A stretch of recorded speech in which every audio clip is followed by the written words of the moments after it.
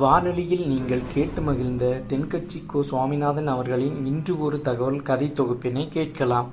பிரம்மத்தை அறிந்தவன் பிரம்மமாகிறான் அப்படின்னு ஒரு பெரியவர் பேசினார் ஒரு கோவில்ல. தைத்திரிய உபனிஷத்து அப்படி சொல்லுதான். இதை கேட்கும் பொழுது நமக்கு ஒரு சந்தேகம் வரும். அது எப்படி பிரம்மத்தை அறிந்தவன் பிரம்மம் ஆகிறான்னா, சிங்கத்தை அறிந்தவன் சிங்கம் ஆகிறானா, தோசையை அறிந்தவன் தோசை ஆகிறானா? இப்படிப்பட்ட சந்தேகம் நமக்கு வர்றதுல ஒன்றும் ஆச்சரியம் இல்லை. இது இயற்கை. இதுக்கும் அந்த பெரியவரே பதில் சொல்றார். சிங்கம் வேற, நாம வேற. அதனால சிங்கத்தை அறிந்தவன் சிங்கம் ஆக மாட்டான். ஆனா பிரம்மம் வேற, நாம வேற இல்லை. அதனால பிரம்மத்தை அறிந்தவன் பிரம்மமாகிறான் அப்படிங்கிறது அவரோட விளக்கம். மனிதன் அவன்தான் தான் பிரம்மங்கிறது தெரியாதனால தான் அதை வேற எங்கேயோ தேடிட்டு இருக்கிறான். கடைசியில் அது தான் தாங்கிறது புரிஞ்சுக்கிற பொழுது அவன் பிரம்மம் ஆயிடுறான். இதை விளக்கிறதுக்கு ஒரு உபநிஷத்து கதையே இருக்கு. நமக்கு தெரிஞ்ச கதை தான், ஆனால் அதை வேற விதமான அர்த்தத்தில் விளையாட்டாக சொல்லிகிட்டு இருக்கிறோம். ஒரு சமயம் ஒரு 10 நண்பர்கள் ஒரு காட்டு வழியாக போய்கிட்டு இருக்கிறாங்க. குறுக்க ஒரு நதி, அதை கடந்து அடுத்த பக்கம் போகணும். எல்லாரும் ஒரு வழியாக கடந்து அடுத்த கரைக்கு போய் சேர்ந்துட்டாங்க. அங்கே போய் சேர்ந்ததுக்கு அப்புறம் எல்லாரும் பத்திரமா வந்து சேர்ந்துட்டோமா அப்படின்னு தெரிஞ்சுக்கிறதுக்காக எண்ணி பார்க்குறான் அந்த கூட்டத்து தலைவன். அவங்க மொத்தம் 10 பேர். ஆனால் அவன் எண்ணி பார்க்குறப்போ 9 தான் வருது. ஏன்னா அவன் தன்னை விட்டுவிட்டான். எதிரில் நிற்கிறவங்கள மட்டுமே எண்றான். ஐயோ 10வது ஆள் எங்கேங்கிறான், பதறான். சரி நீ இரு, நான் எண்ணி பார்க்குறேன்னு சொல்லிவிட்டு இன்னொருத்தன் வந்து எண்றான். அவனும் தன்னை விட்டுட்டு எண்றான். 9 தான் வருது. எல்லாரும் கொய்யோ முறையோன்னு கத்த ஆரம்பிச்சிட்டாங்க. அந்த சமயத்தில் ஒரு பெரியவர் அந்த பக்கமாக வர்றார். என்ன விஷயம்னு விசாரிக்கிறார். 10வது ஆள் 6 அடிச்சுட்டு போட்டுது அப்படின்னு சொல்லி இவங்க அழறாங்க. சரி அழாதீங்க அப்படின்னு சொல்லி அந்த தலைவனை பார்த்து இப்படி வாங்குறார். வர்றான். இப்போ எனக்கு முன்னாடி ஒரு தரம் எண்ணு பார்க்கலாம்ங்கிறார். 1 2 3ன்னு ஆரம்பித்து 9ல் வந்து முடிக்கிறான்.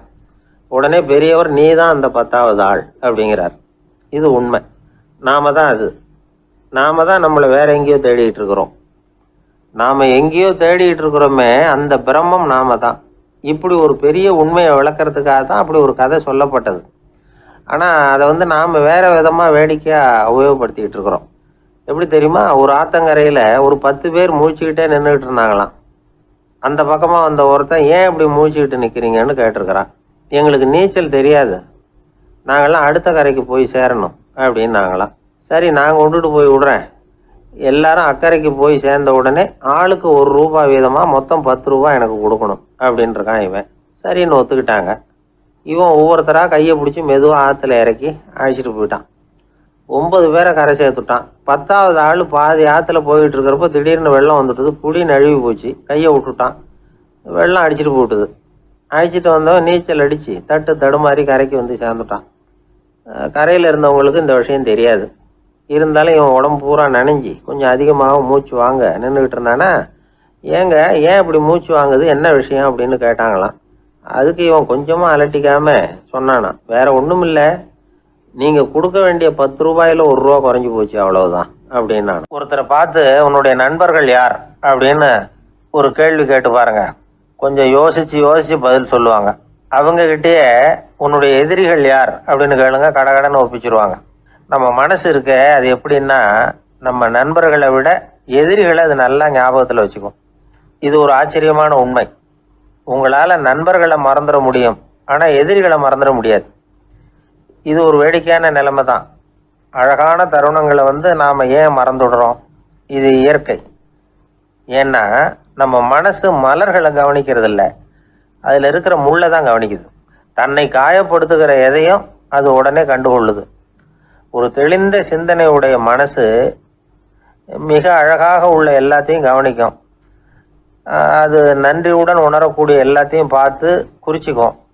இப்படிப்பட்டவங்க வாழ்க்கை இயல்பாகவே நல்லா அமையும். அது ரொம்ப அபூர்வம். மனசில் உள்ள ஒரு சிறிய அமைப்பை வந்து மாற்றுவதை பொறுத்து தான் இந்த விஷயம் அப்படிங்கிறார் ஓஷோ. ஒரு யூத கோவில் இருந்து தான், அது யூதர்களின் மடமாகவும் இருந்தது. அங்கே ஒரு தலைமை குரு, அவர் ரொம்ப கண்டிப்பானவர். அந்த கோவிலை ஒட்டி ஒரு தோட்டம். ஒரு நாள் காலையில் அந்த தோட்டத்தில் 2 இளம் யூதர்கள் நடந்து போய்கிட்டு இருக்கிறாங்க. காலையில் 1 மணி நேரம், மாலையில் 1 மணி நேரம் அவங்க அந்த தோட்டத்தில் நடக்கிறதுக்கு அனுமதி உண்டு. மற்ற நேரங்களில் அவங்க மத புத்தகங்களை படிக்கணும், பிற விதிமுறைகளை கடைபிடிக்கணும். அந்த 2 பேருமே தொடர்ந்து புகைப்பிடிக்கிற பழக்கம் உள்ளவங்க. ஆனால் கோவில் மடத்தில் இருக்கிறப்போ அவங்க புகைப்பிடிக்க முடியாது, அது கடுமையான குற்றம். சரி, நாம் தோட்டத்தில் இருக்கிறப்போவாவது புகைப்பிடிக்கலாமா அப்படின்னு ஒரு ஆசை அவங்க 2 பேருக்குமே. இருந்தாலும் பயம். இப்படி கேட்டால் மத குரு என்ன சொல்லுவாரோ அல்லது என்ன செய்வாரோங்கிற பயம். இப்படியே கொஞ்ச நாள் ஆச்சு. ஒரு நாள் இந்த 2 பேரில் ஒருத்தன் ரொம்ப கலங்கி போய் அந்த கோவிலில் இருந்து வெளியில் வந்துக்கிட்டு இருந்தான். வந்தவன் நேராக தோட்டத்து பக்கம் போனான். அங்கே இன்னொருத்தன் ஆனந்தமாக புகை பிடிச்சிக்கிட்டு இருக்கிறான். அதை பார்த்து தான் இவனுக்கு அதிர்ச்சி. அட கடவுளே, என்ன இது, நீ கேட்காமலே ஆரம்பிச்சிட்டியா அப்படின்னா. இல்லை நான் கேட்டுவிட்டு தான் ஆரம்பிச்சிருக்கேன்னா அவன். அப்படியா, என்ன மனுஷன் இவர், நானும் தான் கேட்டேன், என்ன கண்ணாமுன்னான்னு திட்டி விட்டார். இது என்ன கோவிலா இல்லை நரகமா? உனக்கு புகை பிடிக்கணும்னு ஆசையாக இருந்தால் நரகத்துக்கு போகணும்னு சொல்லிவிட்டார். அது சரி, உன்னை மட்டும் எப்படி அனுமதிச்சார் அப்படின்னு கேட்டான் இவன். அவன் சிரிச்சுக்கிட்டே, நீ எப்படி கேட்ட சொல்லு அப்படின்னா. நாம் இந்த தோட்டத்துக்கு வர அனுமதிக்கப்பட்டிருக்கிறதே ஜபத்துக்காகத்தானே, அதனால் நான் ஜபம் சொல்லும் பொழுது புகை பிடிக்கலாமா அப்படின்னு கேட்டேன். அதுக்கு தான் அவர் சத்தம் போட்டு என்னை அடிக்கவே வந்துட்டார் அப்படின்னா இவன். நீ ஒரு மாதிரியாக கேட்டிருக்க, நான் வேற மாதிரியாக கேட்டிருக்கிறேன். ஜெபம் சொல்லும்போது புகை பிடிக்கலாமான்னு நீ கேட்டிருக்க. ஐயா, புகை பிடிக்கும் பொழுது ஜெபிக்கலாமா அப்படின்னு நான் கேட்டேன். அதில் தப்பு ஒன்றும் இல்லை அப்படின்னு பதில் சொல்லிட்டார் அப்படின்னா. ஒரு சிறிய மாற்றம்தான், அது மிகப்பெரிய மாறுதலை ஏற்படுத்தி விட்டது. மனசு நல்ல விதமாக சிந்திக்க ஆரம்பிச்சுட்டுதுன்னா மகிழ்ச்சிக்கு பஞ்சம் இல்லை. ஒரு கஞ்சன் ஆற்றுல விழுந்துட்டான், வெள்ளத்தில் தத்தடிச்சுக்கிட்டு இருக்கிறான். கரையில் நின்ன ஒருத்தர், உன் கையை கொண்டா இப்படி பிடிச்சி இழுத்து கரையில் சேர்த்து விடுறேன்னார். எதையும் கொடுத்து பழக்கம் இல்லாத அவன் கையையும் கொடுக்க மாட்டேன்னுட்டான். இவர் பார்த்தார், உன் கையை கொடுன்னு சொல்கிறதுக்கு பதிலாக நான் என் கையை கொடுக்குறேன் பிடிச்சிக்கோ அப்படின்னார். அவன் கப்புன்னு பிடிச்சிக்கிட்டான், இழுத்து கரையில் போட்டார். அதாவது பிற உயிர்கள்கிட்ட எப்படி அன்பு காட்டணுங்கிறத பெரியவங்க எவ்வளவோ விதத்தில் நமக்கு எடுத்து காட்டியிருக்கிறாங்க. இருந்தாலும் எத்தனை பேர் மனசில் அதெல்லாம் உரைச்சிருக்குது. நாமளும் நம்ம ட்ரெஸ்ஸு மேலே ஒரு பூனை படுத்திருந்தா ஒரு கத்திரிக்கோலை தான் தேடுவோம், எடுத்துக்கிட்டு வர சொல்லுவோம். துணியை வெட்டுறதுக்கு பதிலாக இல்லை அதோட வாழை வெட்டினா என்ன அப்படின்னு தோணும். ஒரு ஆள் ரொம்ப பிரியமாக ஒரு பூனையை ஆற்றுல குளிப்பாட்டிக்கிட்டு இருந்தானா. எப்படி, அந்த பூனையை ஆற்று தண்ணியில் அமுக்கி அமுக்கி குளிப்பாட்டிக்கிட்டு இருக்கிறான். அந்த வழியாக போன பெரியவர் ஒருத்தர் இதை பார்த்தார். இதை பார்ப்பா, பூனையை அது மாதிரி ஆற்று தண்ணியில் அமுக்கி குளிப்பாட்டாத, மூச்சு திணறி செத்து போடும் அப்படின்னு அட்வைஸ் பண்ணார். நீ போய் அவன் வேலையை பார்த்துக்கிட்டு, எனக்கு எல்லாம் தெரியும்னா இவன். சரின்னு அவர் போயிட்டார். கொஞ்ச நேரம் கழித்து அவரே அந்த வழியாக திரும்பி வந்துக்கிட்டு இருந்தார். ஆற்றுல பூனையை குளிப்பாட்டிக்கிட்டு இருந்தவன் அழுதுகிட்டு உட்காந்துருக்கிறான். பக்கத்தில் அந்த பூனை செத்து கிடக்குது. இதை பார்த்தார் பெரியவர். நான் தான் அப்போவே சொன்னேனே அந்த பூனையை ஆற்றுல நினைக்காதேன்னு, அதை கேட்டிருந்தா இப்படி ஆயிருக்குமா அப்படின்னார்.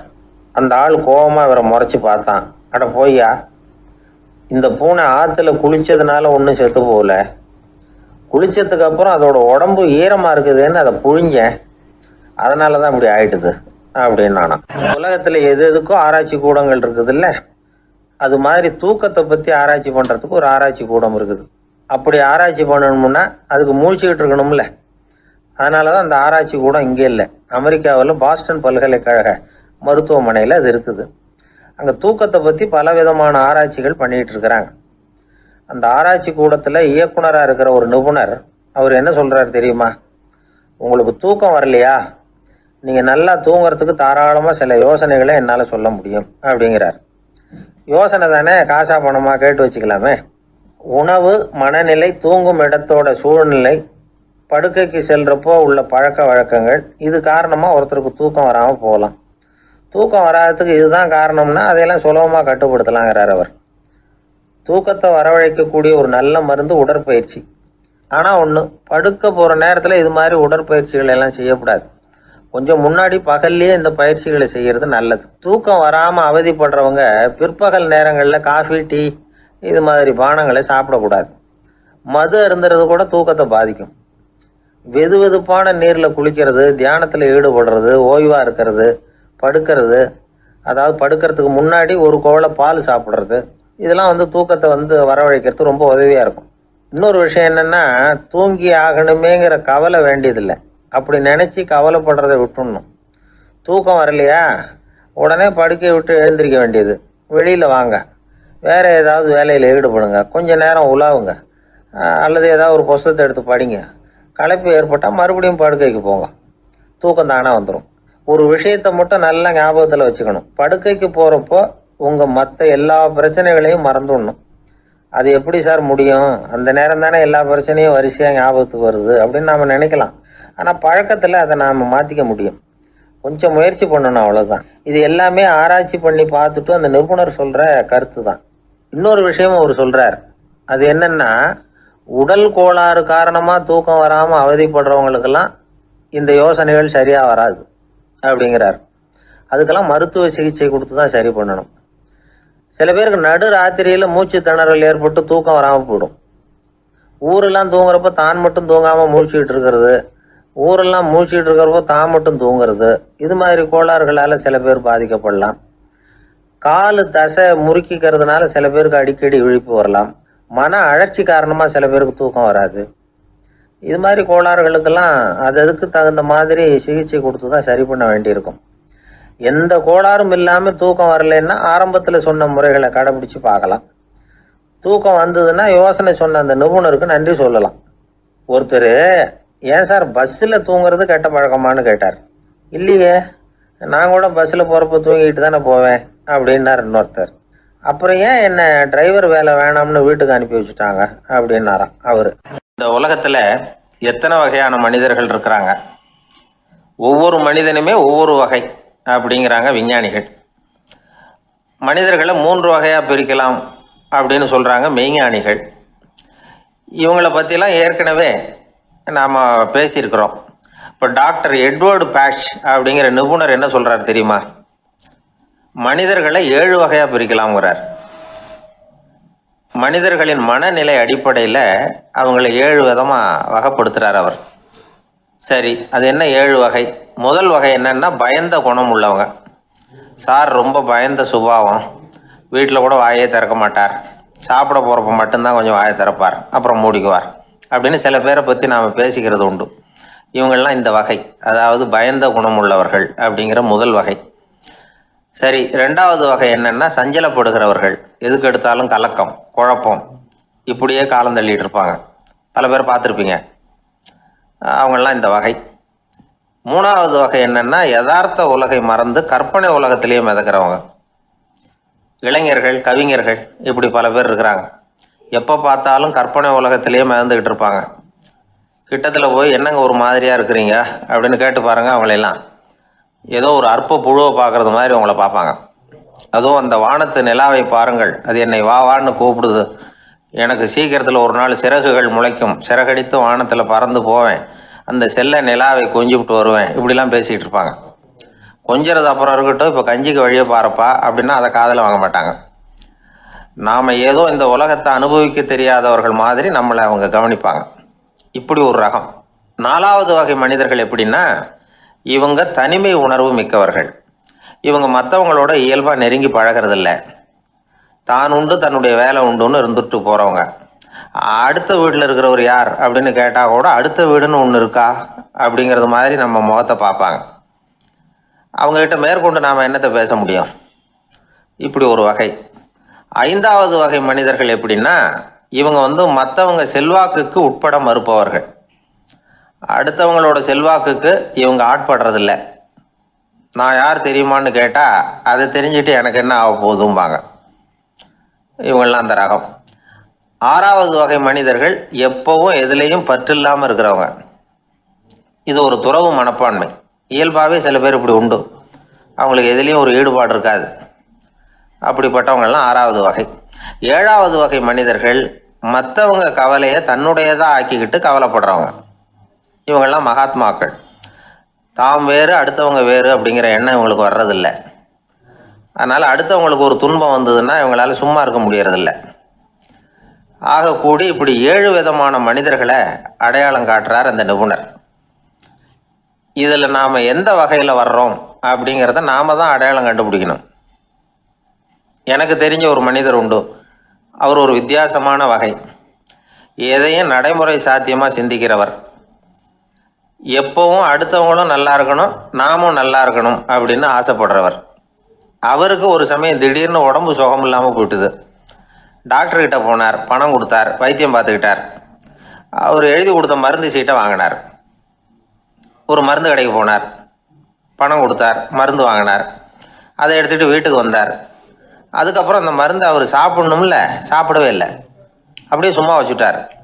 அவரை பார்த்து கேட்டேன், ஏன் சார் இப்படி பண்ணுறீங்க, வீண் செலவு தானே இது, நீங்கள் ஏன் டாக்டர்கிட்ட போய் பணம் செலவு பண்ணுனீங்கன்னு கேட்டேன். அவர் சொன்னார், டாக்டர் வாழணும் இல்லையா, அதனால தான் அப்படின்னார்.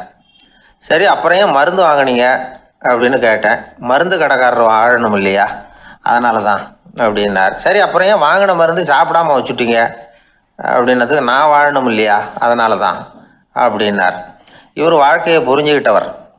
இப்படி வாழ்க்கையை புரிந்து கொண்டு வாழ தெரிஞ்சுக்கணும். எந்த வகை மனிதர் நாம் அப்படிங்கிறத புரிஞ்சுக்கிட்டு வாழ்ந்தோம்னா வாழ்க்கையில் வெற்றி நிச்சயம். அந்த காலத்தில் அண்ணாமலை ரெட்டியார்னு ஒருத்தர் இருந்தார். அவர் வெங்கனூர் அப்படிங்கிற கிராமத்தில் இருந்தார். அங்கேருந்து விருத்தாசலம் கோவிலுக்கு தவறாமல் போயிட்டு வந்துக்கிட்டு இருந்தார். இடையில வெள்ளாறு, அதில் ஒரு சமயம் வெள்ளம் வந்துட்டுது. இவரால் போக முடியல. அதோட விளைவு வெங்கனூர்லேயே ஒரு கோவில் கட்டணும் அப்படின்னு முடிவு பண்ணார், சிவாலயம். அந்த சமயத்தில் வடநாட்டில் பஞ்சம். அதனால் அங்கிருந்த பல சிற்பிகள் தென்னாட்டை நோக்கி வர ஆரம்பித்தாங்க. அவங்க வெங்கனூர் வழியாக வர்றது தெரிஞ்சதும் இவர் போய் பார்த்தார். இங்கே ஒரு கோவில் கட்டணும், அதுக்கு நீங்கள் உதவணும்னார். பஞ்ச காலத்தில் இப்படி ஒரு வாய்ப்பு கிடைச்சதில் அவங்களுக்கும் ரொம்ப மகிழ்ச்சி. உற்சாகத்தோடு ஒத்துக்கிட்டாங்க. ஆலய திருப்பணி ஆரம்பமாச்சு. அவங்களுக்கு வேண்டிய எல்லா வசதிகளையும் இவர் செஞ்சு கொடுத்தார். அவங்களுக்கு எந்த குறையும் இல்லாமல் பார்த்துக்கிட்டார். அது மட்டும் இல்லை, ஒவ்வொரு நாளும் அங்கே வருவார். உங்களுக்கு என்ன வேணும், எது வேணும்னு கேட்பார். ஏதாவது குறை இருந்தால் சொல்லுவாங்க, உடனே தீர்த்து வைப்பார். இவரும் கேட்பார், எந்த குறையாக இருந்தாலும் என்கிட்ட சொல்லுங்க அப்படின்னு சொல்லுவார். அதை தவிர இவராகவே கவனித்தும் அவங்களுக்கு என்னென்ன தேவைங்கிறத கண்டுபிடிச்சி அதையெல்லாம் கொடுத்துக்கிட்டு இருப்பார். என்ன தேவைன்னாலும் அதை நிறைவேற்றி வச்சுருவார். அந்த சிற்பிகளின் தலைவன் ஒருத்தன், அந்த ஆளுக்கு வெத்தலை பாக்கு போடுறது பழக்கம். இதை தெரிஞ்சுக்கிட்டு அதுக்காகவே ஒரு ஆளை ஏற்பாடு பண்ணார். வேணுங்கிற போலாம் நீ வெத்தலை சிவல் மடித்து கொடுக்க வேண்டியது உன் வேலை அப்படின்னு ஒருத்தனை ஏற்பாடு பண்ணிட்டார். இப்படியெல்லாம் செஞ்சதும் அவங்களுக்கும் ரொம்ப உற்சாகம். ரொம்ப பொறுப்பாக சிற்ப வேலைகளை செஞ்சுக்கிட்டு இருக்கிறாங்க. ஒரு நாள் என்னாச்சு தெரியுமா, அந்த சிற்பிகளின் தலைவன் ரொம்ப நுணுக்கமாக ஒரு வேலையை செஞ்சுக்கிட்டு இருக்கிறான். சாரம் போட்டு அது மேலே படுத்துக்கிட்டு அண்ணாந்து பார்த்து உச்சியில் நுணுக்கமான சிற்பங்களை உருவாக்கிக்கிட்டு இருக்கான். சிற்பியின் கவனம் செதறப்படாதுங்கிறதுனால இவர் மெதுவாக சத்தம் போடாமல் கிட்ட போய் நின்று அதை கவனிச்சிக்கிட்டு இருக்கிறார். அந்த சிற்பி வழக்கம் போல் வெத்தலை பாக்குக்காக இடது கையை கீழே நீட்டினான். அந்த சமயம் பார்த்து அவருக்கு தாம்பூலம் கொடுக்குறவன் அங்கே இல்லை, எங்கேயோ போயிருக்கிறான். அண்ணாமலை ரெட்டியார் என்ன பண்ணார் தெரியுமா, தனக்காக கொடுக்கப்பட்ட தாம்பூலத்தை வாங்கி சிற்பியின் கையில் கொடுக்குறார். அவன் வாங்கி போட்டுக்கிட்டான். இது என்ன இன்னைக்கு வெத்தலை சீவல் வேறு மாதிரி இருக்குது, வாசனை தாம்பூலமாக இருக்குது அப்படின்னு யோசனை பண்ணிவிட்டு கீழே திரும்பி பார்க்குறார். பார்த்தா ரெட்டியார் மறுபடியும் சிற்பி கை நீட்டும் பொழுது கொடுக்கறதுக்காக தாம்பூலத்தை மடித்து வாங்கி வச்சுக்கிட்டு தயாராக நிற்கிறார். சிற்பிக்கு அதிர்ச்சி. உடனே பொத்துன்னு கீழே குதிச்சான். ஐயா, என்ன இது நீங்களா அப்படின்னா. இவர் சொன்னார், நான் ஒன்றும் தப்பு பண்ணலையே, உன்னுடைய கை புண்ணியம் செஞ்ச கை, கோயில் கட்டுற கை, அந்த கைக்கு தாம்பூலம் கொடுக்கறதுல என்ன தப்பு அப்படின்னாராம். ஏற்கனவே பஞ்சத்தில் அடிபட்டு வந்த எங்களை நீங்கள் ஆதரித்ததே பெரிய விஷயம். இந்த செயல் என்னை ஒரு பெரிய கடனாளி ஆகிவிட்டது. ஐயா, எங்களுக்கு உணவு உடை இதை மட்டும் நீங்கள் கொடுத்தா போதும், ஊதியம்னு எதுவும் வாங்க மாட்டோம் அப்படின்னு நானும். அந்த சிற்பி எவ்வளோ வற்புறுத்தியும் எதுவும் வாங்கிக்கலையாம். இந்த செய்தியை தமிழ் தாத்தா டாக்டர் ஊவேசா சொல்லியிருக்கிறார். அந்த காலத்தில் எப்படிப்பட்டவங்கெல்லாம் வாழ்ந்துருக்கிறாங்க பாருங்கள். இந்த காலத்தில் ஒருத்தர் கோவில் கட்டினார், வேலை செய்கிற எல்லாருக்கும் சாப்பாடு போடுவார். சிற்ப வேலை செஞ்சுட்டு சாப்பிட வர்ற ஒவ்வொருத்தர் கையையும் அன்பாக பிடிச்சி முத்தம் கொடுத்து உள்ளே அனுப்புவார். அந்த கைகளுக்கு நீங்கள் கொடுக்குற மரியாதையாது அப்படின்னு கேட்டாங்க. அது இல்லைங்க, ஏற்கனவே முதல் பந்தியில் சாப்பிட வந்தவன் மறுபடியும் வர்றானான்னு கண்டுபிடிக்கிறதுக்காக கையை பிடிச்சி மோந்து பார்க்குறேன் அப்படின்னாராம் அவர். 1816 வருஷம் செப்டம்பர் மாதம் 11ஆம் தேதி பிரான்ஸ் தேசத்தில் உள்ள ஒரு மருத்துவமனை. அங்கே ஒரு இளம் டாக்டர் கொஞ்ச நாளைக்கு முன்னாடி தான் அந்த ஆஸ்பத்திரியில் புதுசாக வேலைக்கு சேர்ந்துருக்கிறார். அவர் பேர் ரெனே லெனக். அவர் அன்னைக்கு காலையில் அந்த மருத்துவமனையில் அப்படியே ரவுண்ட்ஸ் வந்துக்கிட்டு இருக்கிறார். வார்டில் ஒரு படுக்கையில் ஒரு இளம்பெண் படுத்திருக்கிறா. அந்த பொண்ணுக்கு இருதய நோயாக இருக்கலாம்ங்கிறது மற்ற டாக்டர்கள் சந்தேகம். அந்த காலத்துல எல்லாம் ஒருத்தருடைய இருதய துடிப்பை தெரிஞ்சுக்கணும்னா நோயாளியின் மார்பில் டாக்டர் வந்து காதை வச்சு பார்த்து தான் தெரிஞ்சுக்கிறது வழக்கம். ஆனால் இந்த பெண்ணும் வந்து இளம்பெண், அந்த டாக்டரும் புதுசாக சேர்ந்துருக்கிறவர். அதனால் பரிசோதனை பண்ண தயங்கினார். கொஞ்ச நேரம் யோசனை பண்ணார். திடீர்னு ஒரு ஞாபகம் வந்தது அவருக்கு. அதாவது அன்னைக்கு விடியற் காலையில் தோட்டத்தில் அப்படியே வாக்கிங் போயிட்டு இருந்தப்போ சின்ன பசங்கள்லாம் ஒரு மரக்கட்டையை வச்சு விளையாடிக்கிட்டு இருந்தாங்களாம். அதை அவர் பார்த்துருக்கிறார். அது என்ன விளையாட்டுனா, ஒரு நீளமான மரப்பலகை, அதில் ஒரு முனையில் ஒரு பையன் தன்னுடைய காதை வச்சுக்கிட்டு இருக்கிறான், மறுமுனையில் இன்னொரு பையன் அந்த மரப்பலகையை ஒரு ஆணியால் கீறிக்கிட்டு இருக்கிறான். ஒரு முனையில் ஆணியால் கீறும் பொழுது மறுமுனையில் காதை வச்சிருக்கிற பையனுக்கு அந்த சத்தம் துல்லியமாக கேட்குது. அந்த டாக்டருக்கு காலையில் பார்த்த இந்த விளையாட்டு ஞாபகத்துக்கு வந்துட்டுது. உடனே என்ன பண்ணார் தெரியுமா? ஒரு நீளமான காகிதத்தை எடுத்தார். அதை அப்படியே உருளை மாதிரி உருட்டினார். ஒரு முனையை அந்த நோயாளியின் மார்பில் இடது பக்கம் வச்சார், இன்னொரு முனையில் தன்னுடைய காதை வச்சார். என்ன ஆச்சரியம்! நோயாளியின் மார்பில் நேரடியாக காதை வச்சு கேட்குறத விட துல்லியமாக கேட்டுது இதய துடிப்பு. இதய துடிப்பு மட்டும் இல்லை, மூச்சு இழுத்து விடுறது, திரவ பொருள்களின் அசைவு, எல்லா சத்தமும் தெளிவாக கேட்குது. கிரேக்க மொழியில் ஸ்டெத்தாஸ் அப்படின்னா மார்பு, ஸ்கோப்பின் அப்படின்னா பார்ப்பதுன்னு அர்த்தம். அதனால் டாக்டர் ரெனே லெனக் தான் கண்டுபிடிச்ச கருவிக்கு ஸ்டெத்தஸ்கோப் அப்படின்னு பேர் வச்சார். அவரே வந்து முதல் மாடலையும் செஞ்சார். அளவு ரொம்ப பெருசாக இருந்தது, சுலபமாக எடுத்துகிட்டு போகிறது கஷ்டம், அது அவ்வளோ கஷ்டமாக இருந்தது அது. அதனால் அவரே அதை அப்புறம் 2 பிரிவாக தயார் பண்ணார். இது 2 துண்டையும் டாக்டர் தன்னோட கோட்டு பாக்கெட்டில் வச்சுக்கலாம், தேவைப்படுறப்ப எடுத்து ஒன்றா சேர்த்துக்கலாம். இப்படி தான் அவர் ஆரம்பத்தில் பண்ணார். தன்னுடைய இந்த கண்டுபிடிப்பை பற்றி அவர் ஒரு புத்தகம் எழுதினார். நிறைய விற்றுது, புகழும் பணமும் சேர்ந்தது. பணமும் புகழும் வந்து சேர்ந்தது மாதிரியே அவருக்கு ஒரு நோயும் வந்து சேர்ந்தது.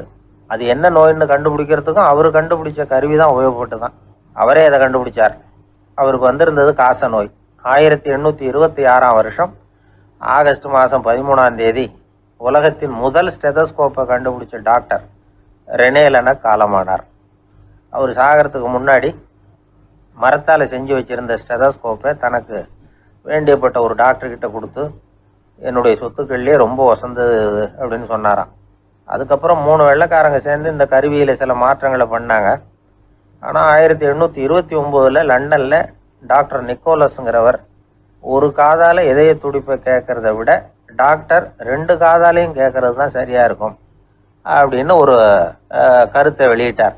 அதுக்கப்புறம் ரொம்ப காலம் கழித்து 1852 ஜார்ஜ் காமான் அப்படிங்கிறவர் ரப்பர் டியூபுகளை உபயோகப்படுத்தி 2 காதாலையும் கேட்குற மாதிரி ஒரு புதிய வடிவத்தை அதுக்கு கொடுத்தார். அதுக்கு பிறகு அது படிப்படியாக எவ்வளவோ மாற்றங்கள் இருந்தாலும் ஆரம்பத்தில் டாக்டர் ரெனே லெனக் உருவாக்கின அடிப்படை மாடலை யாரும் மாற்றி அமைக்கலைங்கிறது தான் முக்கியமான விஷயம். நமக்கு தெரிஞ்ச ஒரு ஆஸ்பத்திரி, அதில் ஒரு நோயாளி, காலை நேரத்தில் நர்ஸு அந்த பக்கமாக போயிட்டு இருந்தாங்க. அதை பார்த்துட்டு ஒரு நர்ஸுன்னு கத்துறார். நர்ஸு அவசரமாக ஓடி வந்து என்ன விஷயம்னு கேட்டாங்க. சிஸ்டர், இங்கே பாருங்கள், உங்கள் டாக்டரை என் நெஞ்சில் ஒரு காதை வச்சு கேட்டுக்கிட்டு இருக்கிறார் அப்படின்னார் நோயாளி. சிஸ்டர் பதட்டப்படாமல், அதனால் என்ன, இந்த டாக்டர் பழமையான விஷயங்களில் ரொம்ப நம்பிக்கை உள்ளவர், அதனால் ஸ்டெதாஸ்கோப்பை உபயோகப்படுத்தாமல் காதை வச்சு கேட்குறார், அது ஒன்றும் தப்பு இல்லை அப்படின்னாங்களாம். ஐயோ, அதுக்காக இல்லை சிஸ்டர், இவர் என் நெஞ்சு மேலே தலையை வச்சது நேற்று ராத்திரி 9 மணி, இப்போ விடிஞ்சு போச்சு, இன்னமும் தலையை எடுக்கவே இல்லை, அதுக்காக தான் சந்தேகப்பட்டு உங்களை கூப்பிட்றேன் அப்படின்னாராம். ஒரு ஆள் ராமகிருஷ்ணரை தேடி வந்தான். அவன் கையில் 1000 பொற்காசுகள் வச்சுருந்தான். அதை அவர்கிட்ட கொடுத்து இதை ஏற்றுக்கணும் அப்படின்னு ரொம்ப பணிவாக கேட்டுக்கிட்டான். அவர் பார்த்தார், இது எனக்கு தேவையில்லை, ஆனாலும் உன்னுடைய மனசை புண்படுத்துறதுக்கு நான் விரும்பலை, அதனால் நீ கொடுக்குறத வாங்கிக்கிறேன்னார். வாங்கிக்கிட்டார். அப்புறம் கேட்டார், இதை பாரு, இனிமேல் இதெல்லாம் என்னுடைய இது தானே அப்படின்னார். ஆமாம், அதையெல்லாம் நான் உங்களுக்கே கொடுத்துட்டேன் அவன். சரி, இப்போ நீ எனக்காக ஒரு காரியம் பண்ணணும்னார். என்ன செய்யணும்னு சொல்லுங்கன்னா, இந்த நாணயங்களையெல்லாம் எடுத்துக்கிட்டு போய் கங்கை நதியில் எரிஞ்சுட்டு வா அப்படின்னார். இவனுக்கு அதிர்ச்சியாக போச்சு. என்ன பண்ணுறது, இனிமேல் அது முடியாதுன்னு சொல்ல முடியாது. ஏன்னா அந்த நாணயங்களையெல்லாம் அவருக்கே கொடுத்துட்டான். இனிமேல் அதெல்லாம் இவனுடையது இல்லை. பேசாமல் அவ்வளவே அள்ளிக்கிட்டு ஆத்தங்கரைக்கு போனான். போனவன் ரொம்ப நேரம் திரும்பியே வரல. ராமகிருஷ்ணருக்கு சந்தேகம், என்ன ஆச்சு அந்த மனுஷனுக்கு, காசுகளோடு அந்த கங்கையில் குதிச்சுட்டானா, போகும்பொழுதே ஒரு மாதிரியாக தான் போனான், போய் என்னன்னு பார்த்துட்டு வாங்க அப்படின்னார். அங்கே இருந்த ஒருத்தர் ஓடி போய் பார்த்தார். அவர் போய் பார்க்கும் பொழுது அவன் அங்கேயே இருந்தான். அதுக்கப்புறம் அவர் திரும்பி வந்தார். வந்து விவரத்தை சொன்னார். அதாவது அவன் கங்கை கரையில் உட்காந்துக்கிட்டு ஒவ்வொரு நாணயமாக 1 2ன்னு எண்ணி எண்ணி வீசிக்கிட்டு இருக்கிறான். அவனை சுற்றி ஒரு கும்பல் நின்றுக்கிட்டு அவனை தடுத்துக்கிட்டு இருக்குது அப்படின்னு விவரத்தை சொன்னார் போயிட்டு வந்தவர். இதை கேட்டதும் ராமகிருஷ்ணரே புறப்பட்டு அங்கே போனாராம். என்ன இப்படி பண்ணிகிட்டு இருக்கிற, நான் உன்னை அந்த நாணயங்களை கங்கையில் வீசி எறிய சொன்னேன், நீ ஏன் அதை எண்ணிக்கிட்டு இருக்கிற அப்படின்னார். பழக்கம்தான் காரணம், நான் ஒவ்வொரு நாளும் ஒவ்வொன்றா சேமித்து வச்சேன். இன்றைக்கி என்கிட்ட நிறைய இருக்குது, உங்களுக்கு ஒரு 1000 நாணயங்களை கொடுக்கணுங்கிறது என்னோட ஆசை அப்படின்னா. இப்போ ராமகிருஷ்ணர் சொன்னார், ஒரே நேரத்தில் எல்லாத்தையும் சம்பாதிச்சிருந்தா நீ எண்ணுறது பொருத்தமாக இருக்கும். எல்லாத்தையும் இழக்கும்போது ஒவ்வொன்றா எண்ணிக்கிட்டு இழக்கிறதுங்கிறது சரியான செயல் இல்லை. அதனால் ஒரே தடவையாக எல்லாத்தையும் தூக்கி எறிஞ்சிடும் அப்படின்னார்.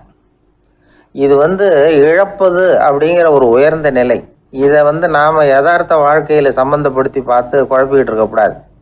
இழக்கிறேன்னு சொல்லிக்கிட்டு இருக்கிற காசையெல்லாம் ஆற்றுலையும் குளத்துலையும் கொண்டு போய் எரிஞ்சிட்டு வாங்க அப்படின்னு உபதேசம் பண்ணுறதாக யாரும் நினச்சிடக்கூடாது. இதில் நாம் புரிஞ்சிக்க வேண்டியது என்னென்னா, எதையாவது ஒன்றை இன்னொருத்தருக்கு கொடுக்கணும் அப்படின்னு விருப்பப்பட்டால் அதை மனப்பூர்வமாக கொடுத்துடணும்.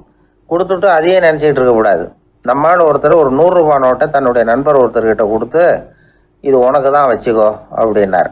அவர் பார்த்தார், இது இனிமேல் எனக்கு தானே சொந்தம் அப்படின்னார். ஆமான்னார் அவர். அப்படின்னா எனக்காக நீ ஒரு உதவி செய்யணும்னார். சொல்லுங்கள் செய்கிறேன்னார் அவர். இந்த 100 ரூபா நோட்டை தீ வச்சு கொளுத்தி விடுனார். இவர் அதிர்ச்சியாகி அவரை பார்த்தார். இப்போ அவர் சொன்னார், நீ எனக்கு அன்பாக கொடுத்தது இது, இந்த நோட்டு கள்ள நோட்டுங்கிறது எனக்கு முன்னாடியே தெரியும், சீக்கிரம் கொளுத்தி விடு, அதுதான் நம்ம 2 பேருக்குமே நல்லது அப்படின்னாராம் அவர். எங்கே போயிட்டு வரீங்க அப்படின்னு கேட்டேன். எனக்கு வேண்டப்பட்ட ஒருத்தரை பார்த்து. ஆஸ்பத்திரிக்குன்னார். எந்த ஆஸ்பத்திரிக்குன்னே? மாட்டு ஆஸ்பத்திரிக்குன்னார். என்ன விஷயம்னே? மாமனாருக்கு உடம்பு சரியில்லை, அதுதான் மாட்டு ஆஸ்பத்திரிக்கு போயிட்டு வரேன்னார். அட பாவி, அதுக்கு அந்த ஆஸ்பத்திரிக்கா போவாங்க அப்படின்னு ஆச்சரியமா. அட அது இல்லைப்பா, முதல்ல எங்கள் குடும்ப டாக்டர் தான் தேடிக்கிட்டு போனேன். அவர் அந்த நேரத்தில் அவர் வளர்க்குற நாய்க்குட்டிக்கு உடம்பு சரியில்லைன்னு சொல்லி அதை தூக்கிக்கிட்டு மாட்டு ஆஸ்பத்திரிக்கு போயிட்டாராம் சொன்னாங்க. அதனால் அங்கே போய் அவரை சந்தித்து விஷயத்தை சொல்லிவிட்டு வர்றேன்னார். அப்புறம் தான் எனக்கு கொஞ்சம் நிம்மதியாக இருந்தது. பொதுவாக நமக்கு தெரிஞ்ச வரையில் டாக்டர்கள் 2 வகை. நமக்கு வைத்தியம் பண்ணுற டாக்டர்கள் ஒரு வகை, நம்மக்கிட்ட இருக்கிற ஆடு மாடு கோழிக்கு வைத்தியம் பண்ணுற டாக்டர்கள் ஒரு வகை. இப்போ தான் எனக்கு தெரியும் இன்னொரு வகையான டாக்டர்களும் உண்டுங்கிறது. அது யாருன்னா, பூச்சிகளுக்கு வைத்தியம் பண்ணுற டாக்டர்கள், அதாவது பூச்சி டாக்டர்கள். வெளிநாடுகளில் அப்படிலாம் கூட சில பேர் இருக்கிறாங்க. பிரிட்டனில் யார்க்ஷயர் வட்டாரத்தில் ராதர்ஹாம் அப்படின்னு ஒரு ஊர். அங்கே ஒரு விலங்கியல் மருத்துவர், பேர் டாக்டர் லான்ஸ் ஜெப்சன். அவர் ஆஸ்பத்திரி வாசலில் பார்த்தீங்கன்னா தினமும் நிறைய பேர் நின்றுக்கிட்டு இருப்பாங்க. கையில் கண்ணாடி குடுவை, தகர டப்பா இப்படி ஏதாவது இருக்கும். அதுக்குள்ளே ஏதாவது பூச்சிகள் இருக்கும். அதுக்கு வைத்தியம் பண்ணுறதுக்காக வந்தவங்க தான் அவங்க எல்லாம். சிலந்தி பூச்சி, பல்லி, தேளு, பாம்பு அப்படி ஏதாவது இருக்கும். பொழுதுபோக்காக சில பேர் நாய், பூனை, கிளி, மைனா, புறா இப்படி ஏதாவது வளர்க்குறாங்கல்ல, அது மாதிரி இப்போல்லாம் தேளு, பல்லி, பாம்பு, பூச்சி இதையெல்லாம் வளர்க்க ஆரம்பிச்சிட்டாங்களாம். இது ஒரு புது ஃபேஷன். இப்போ கூண்டுக்குள்ளே டப்பாக்குள்ளே போட்டு வளர்க்குறது, அதுக்கு ஏதாவது நோய் வந்துட்டுதுன்னா வைத்தியம் பண்ணுறதுக்கு டாக்டர்கிட்ட வந்துட வேண்டியது, இப்படி இந்த பழக்கம்லாம் நிறையா வந்துட்டுது. ரத்தம் உறிஞ்சிற அட்டைகள் கூட இவங்ககிட்ட வைத்தியத்துக்கு வருதான். சிலந்திகளில் செங்கால் சிலந்தின்னு ஒரு வகை. மத்திய அமெரிக்க காடுகளில் இது அதிகம். சிலந்திகள்லேயே ரொம்ப விலை உசந்தது இந்த ரகம்தான். கால்களில் சிவப்பு கோடுகள் இருக்கும். இந்த இனம் இப்போ குறைஞ்சிக்கிட்டே வர்றதுனால சர்வதேச விதிகளின்படி இவற்றின் ஏற்றுமதி இறக்குமதிக்கு தடை விதிக்கப்பட்டிருக்குது. அதனால் இதை வளர்க்குறவங்க வீட்டுக்குள்ளேயே இனவிருத்தி மூலமாக பெருக்கி விற்பனை பண்ணிட்டு வராங்களாம்.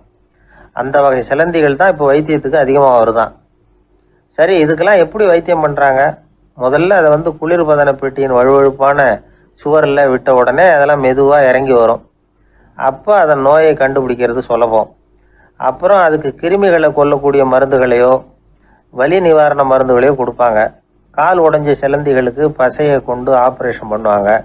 சில சிலந்திகளுக்கு உடஞ்ச காலை எடுத்துட்டா புதிய கால் வளர்ந்துடும்.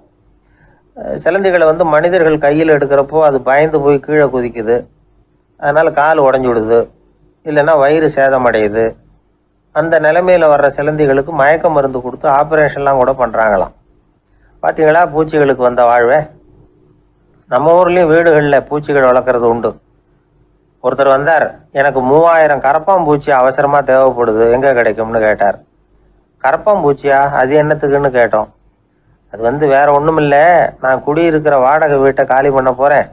வீட்டு சொந்தக்காரர் என்ன சொல்கிறாருன்னா, இந்த வீட்டுக்கு நான் குடி வந்தப்போ எப்படி இருந்ததோ அதே நிலைமையில் விட்டுட்டு போகணும்னு வீட்டுக்காரர் சொல்லியிருக்கிறார், அதனால தான் கேட்டேன் அப்படின்னார்.